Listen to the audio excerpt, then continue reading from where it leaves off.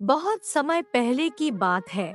एक राजा को उपहार में किसी ने बाज के दो बच्चे भेंट किए। वे बड़ी ही अच्छी नस्ल के थे और राजा ने कभी इससे पहले इतने शानदार बाज नहीं देखे थे। राजा ने उनकी देखभाल के लिए एक अनुभवी आदमी को नियुक्त कर दिया। जब कुछ महीने बीत गए तो राजा ने बाजों को देखने का मन बनाया और उस जगह पहुंच गए जहां उन्हें पाला जा रहा था। राजा ने देखा कि दोनों बाज काफी बड़े हो चुके थे और अब पहले से भी शानदार लग रहे थे। राजा ने बाजों की देखभाल कर रहे आदमी से कहा, मैं इनकी उड़ान देखना चाहता हूँ, तुम इन्हें उड़ने का इशारा करो। आदमी ने ऐसा ही किया।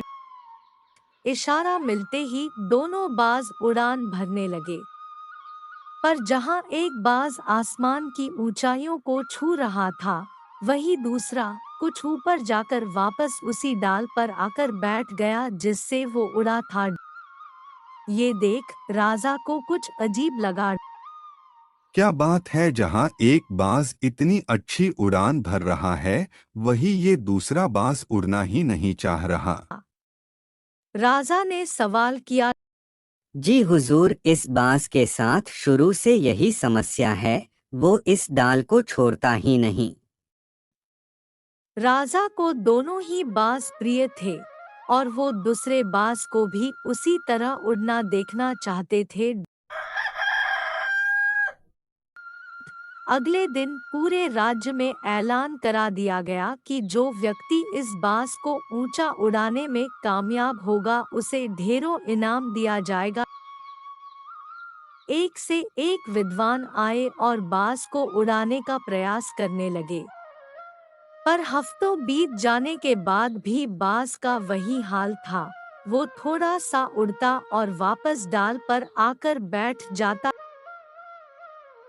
फिर एक दिन कुछ अनोखा हुआ। राजा ने देखा कि उसके दोनों बाज आसमान में उड़ रहे हैं। उन्हें अपनी आंखों पर यकीन नहीं हुआ और उन्होंने तुरंत उस व्यक्ति का पता लगाने को कहा जिसने ये कारनामा कर दिखाया था। वह व्यक्ति एक किसान था।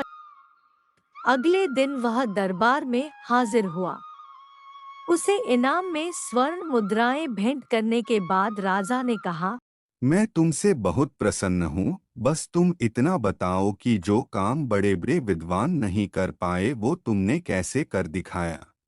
मालिक, मैं तो एक साधारण सा किसान हूँ। मैं ज्ञान की ज्यादा बातें नहीं जानता। मैंने तो बस वो डाल काट दी जिस पर बैठने का बाज आदी हो चुका था, और जब वो डाल ही नहीं रही तो वो भी अपने साथी के साथ ऊपर उड़ने लगा।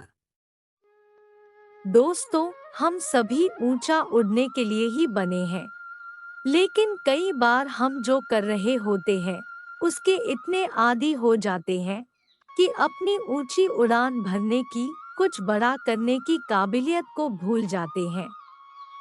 यदि आप भी सालों से किसी ऐसे ही काम में लगे हैं जो आपके सही काबिलियत के मुताबिक नहीं है, तो एक बार जरूर सोचिए कि कहीं आपको भी उस डाल को काटने की जरूरत तो नहीं जिस पर आप बैठे हुए हैं।